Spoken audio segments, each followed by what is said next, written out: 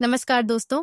आज का विषय खास है और शायद उन निवेशकों के लिए थोड़ा तनावपूर्ण भी जो टाटा मोटर्स में पहले से निवेश कर चुके हैं और अब सोच रहे हैं कि क्या आगे इसमें बने रहना सही रहेगा। क्या आपको ऐसा लग रहा है कि आप इस स्टॉक में फंस गए हैं? तो ध्यान दीजिए, क्योंकि आगे की जानकारी आपके निवेश को नई दिशा दे सकती है। नंबर 8, फंसे हुए निवेशकों की सबसे बड़ी समस्या। क्या बेच दें? अगर आपने टाटा मोटर्स के शेयर 2 साल से दाम 100 के उच्चतम स्तर पर खरीदे हैं और अब ये कुछ नीचे आ गया है, तो सबसे पहला सवाल होता है, क्या मैं इसे घाटे में बेच दूं? लेकिन रुकिए, बिना गहराई से सोचे समझे इसे बेच देना एक बड़ी भूल हो सकती है। नंबर 2, गिरावट का विश्लेषण। गिरावट क्यों आई? चलिए इसका विश्लेषण करते हैं, जिसमें शॉर्ट टर्म वॉल्यूम गिरावट। कुछ निवेशक शॉर्ट टर्म मुनाफा लेने के लिए बाहर निकल गए हैं। Global economic slowdown. यूरोप और चीन में सुस्ती ने शेयर पर दबाव बनाया है। Market correction. ये गिरावट सिर्फ टाटा मोटर्स की नहीं है, ऑटोमोबाइल सेक्टर पर व्यापक असर है। जैसे नेशनल और इंटरनेशनल कारण प्रमुख हैं। नंबर 3, क्या करें? अगर आप सोच रहे हैं कि आगे क्या करें, तो सुनिए, आपके पास 3 रास्ते हैं। जैसे ए, बेच देना सही है क्या?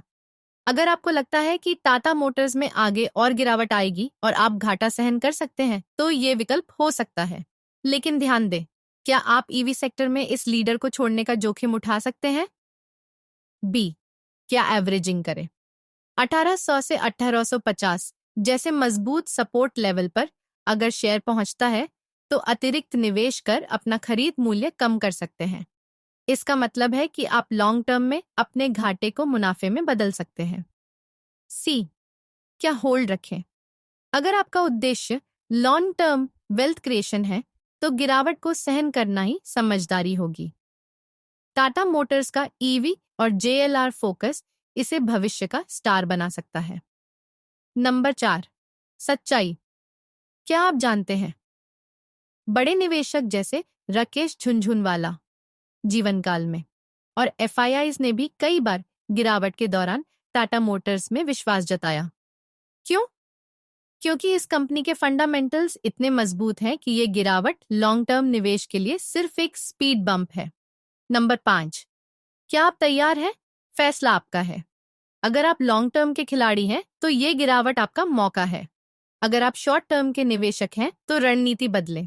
आखिरकार सवाल सिर्फ यह नहीं है कि आप फंसे हुए हैं या नहीं, बल्कि यह है कि क्या आप इस मौके का फायदा उठाने के लिए तैयार हैं। जरूरी बात, आपके निवेश का भविष्य आपके धैर्य और रणनीति पर निर्भर करता है। टाटा मोटर्स की कहानी अभी खत्म नहीं हुई है, यह तो बस शुरुआत है। क्या आप इस सफर में साथ हैं? धन्यवाद। अगर जानकारी पसंद आई हो तो चैनल को लाइक कीजिए और उसे सब्सक्राइब भी कीजिए। तो फिर मिलते हैं अगले किसी इंटरेस्टिंग स्टॉक के बारे में जानकारी लेकर।